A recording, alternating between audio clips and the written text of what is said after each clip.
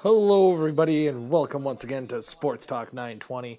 I am your host, Michael Goodman, and we're pretty late this week in the world of sports. Usually, we do stuff before the weekend begins, and we preview stuff. But this week, maybe more of a reaction of the week that was in the NFL. And other sports. Of course, we had all the games going on today in the NFL. Some surprises going on. The Los Angeles Rams 3-1.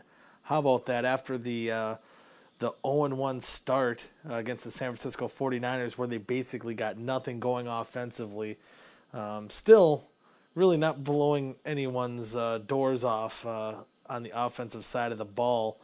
But I think defensively they've been pretty sound and beat some pretty sound teams in the Seattle Seahawks and the Arizona Cardinals. Two of maybe the more of the NFC favorites, obviously in this year. And one thing I will say, I just had an argument with Rudy here not too long ago over the phone because he had to mention to me, which he will not be joining us tonight, but we were talking about Jeff Fisher's 3-1 start.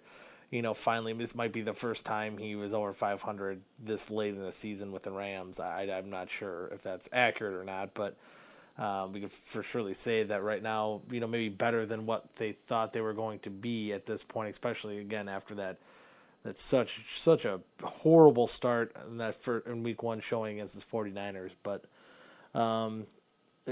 I don't know if this is what we continue to see from Jeff Fisher. Maybe a hot start. This now team, the team might get this potential label put on them. But really, I'm not going to change my stance on Jeff Fisher too much. I mean, probably one of the more overrated coaches in NFL history. I was telling him, the coaches that have a higher winning percentage than Jeff Fisher includes names like Bobby Ross, Jim Fossil, Denny Green, may you rest in peace. And these coaches really that didn't get 22 years to prove their worth by any stretch of the imagination. Some even maybe like Denny Green with Minnesota, maybe got a short hand of the stick there. Got cut maybe too soon from Minnesota, which although at the time I think I kind of get it. Although you bring in Mike Tice, but.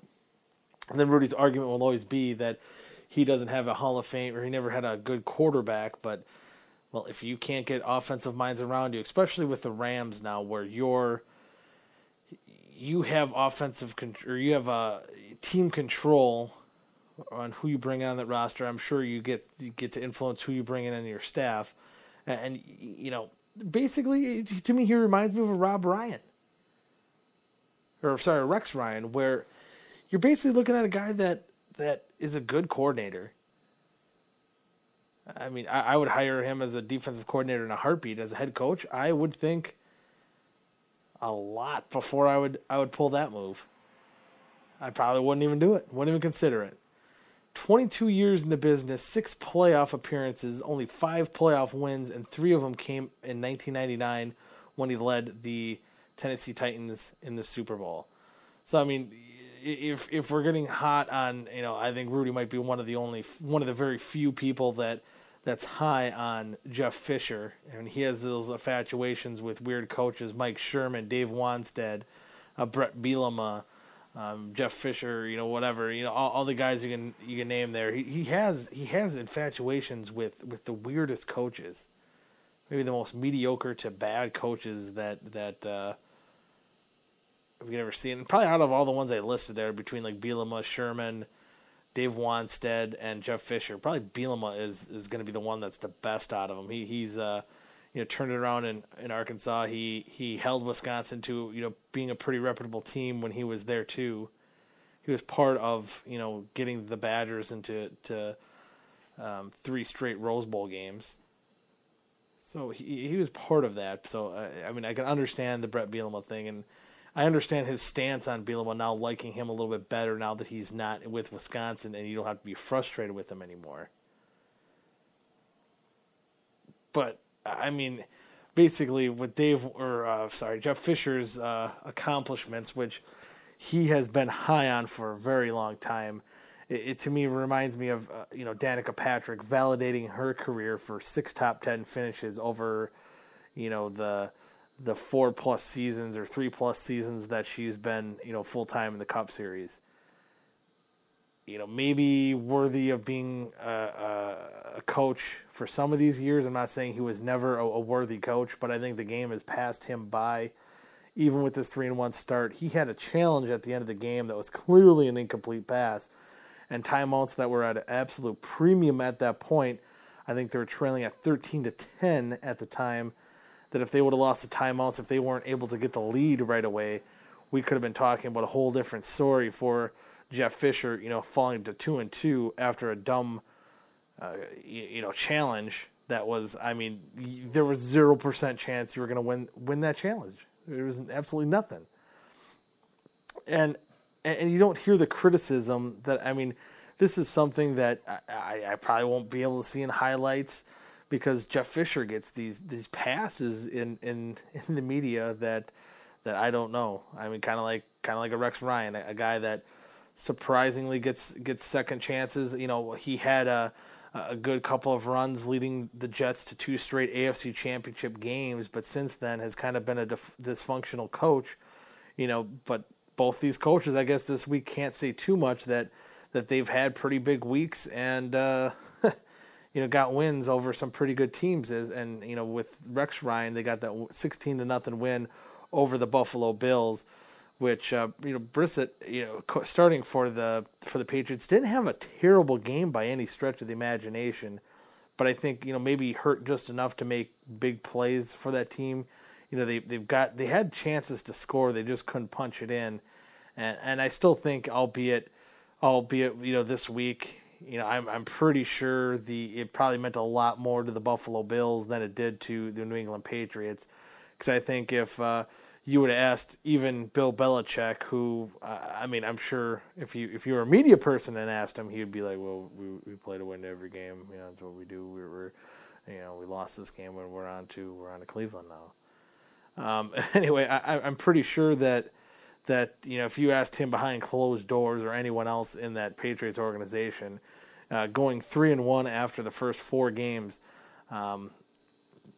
they consider a plus. I think, probably realistically, when they played the Cardinals and, some of the tough games that they had early on, that if they went 2-2, that is probably right where they wanted to be at. So being at 3-1, getting Tom Brady back, I think they're going to be just fine. The Buffalo Bills, you got, I think, a lot of players and obviously a lot of coaches in that organization that I think week to week have to prove that they're there. I think, even Rex Ryan, Rob Ryan, those guys are going to be on the hot seat if they go on even like a 2-game losing streak here. But, now at 2-2, things aren't quite as bad. You're maybe pulling yourself, getting close to that division. But now with Tom Brady coming back, maybe a little bit too little, too late for the Bills now, and we'll see what happens from here on out for those Buffalo Bills. How about the San Diego Chargers too? San Diego Chargers 1-3 have led at the 2-minute warning in all 4 games, but still have a losing record so far. Just can't close it out. Last week they had the lead against the Colts. Into the Kansas City Chiefs debacle in Week 1, and of course this week, turning the ball over 2 times late in the game when all they had to do was milk the clock, and I think those are just those few things that separate a team that's either decent or below average to a team that could be potentially 4-0 right now, and maybe being considered one of the better teams in the NFL. And you really, I know a lot of people hate Phillip Rivers. I think he's still yet to throw an interception this season. He's been playing pretty well. It's just a lot of these young guys unable to execute. Melvin Gordon. You could talk about how well he's been playing, how much he's improved over his rookie year. Had that big fumble that kind of opened it up. Although he at least had contact. I can't remember who fumbled the second time offhand, but no contact made. Just fumbled the ball, lost it. And then you give the Saints their first victory of the season when they looked like they were on a one one-way ticket to an 0-4 start to their season. Man alive. But how about John Kuhn, too? Rudy's player, John Kuhn, lighting it up. 3 touchdowns today for the New Orleans Saints. And you know, Rudy talked about how worthless he was in an offense that's as high-powered as the Green Bay Packers are. I mean, you can also say the same thing for the New Orleans Saints, a very high-powered offense. You'd think a fullback would be obsolete. He comes in there, tears it up with 3 touchdowns, kind of proving what John Kuhn does. There's certain things he can be valuable for. If you need a 2-yard touchdown, John Kuhn is able to do that. He rarely gets stuffed, rarely, unless you use him as a halfback and run him on a sweep play. That's probably when it doesn't work. Other big things: the Oakland Raiders 3-1. You know, now even looking back, that loss to the Atlanta Falcons in Week 2 probably doesn't look too bad anymore. The way the Atlanta Falcons are playing, who are on a 3-1 start. We'll talk about that game in a second here. But the Oakland Raiders travel across country, play a noon game, you know, early for them, and go in there and take care of business, improve to 3-1, 28-27. You know, their defense is still improving week to week, but still have, I think, a little bit to go. Almost let that game slip out of their hands. That, you know, they were up, I think, as high as like 21-12 at one point, and then let the Ravens get back and take a late lead, 27-21.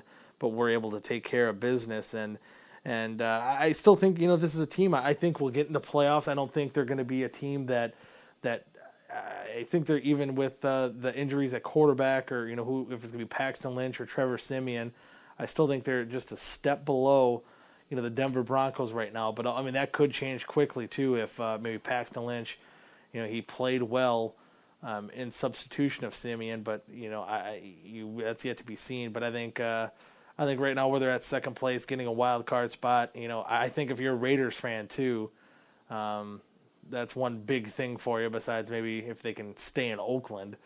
But, you know, getting their first playoff appearance since their Super Bowl loss back in 2002. So that's the 2002 season, 2003, you know, year playoffs, January 2003. So 13 years since you last been in the playoffs.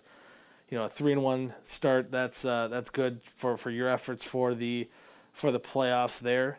And their offense looking good week in, week out, and just hopefully that their defense can catch up. And you know, if their defense, I think, even gets to a mediocre level that I think that they can get at, you know, I think we're seeing a little bit more from